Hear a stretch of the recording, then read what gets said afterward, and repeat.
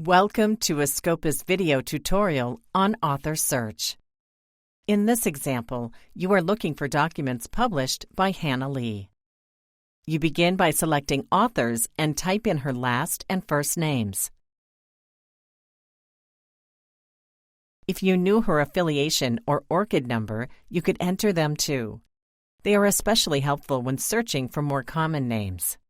You can find further search suggestions in Search Tips on the right side of the screen.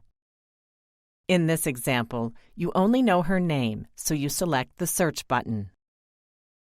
You are interested in the first author profile that is displayed, but from the list of results, you see that other documents associated with additional profiles may also belong to her. In a separate tutorial, you will learn how author profiles are created. For the moment, you decide to review the first author profile listed by selecting the name.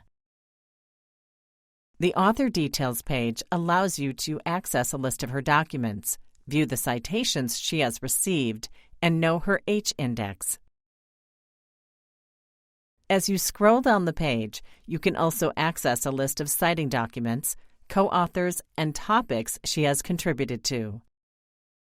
Now, to ensure you have captured her full body of work, you return to your results set and select other profiles that you think may be the same person. If you were sure they were a definite match, you could request to merge authors. For now, you decide to select Save to Author List so that you can come back to the selection again in a future session. If you weren't already logged in, you'd need to do so in order to first name and then save the list to your profile.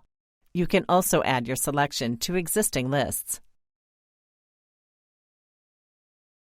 To access your saved lists, navigate to your initials in the top right corner, then Saved Lists, and select the Authors tab.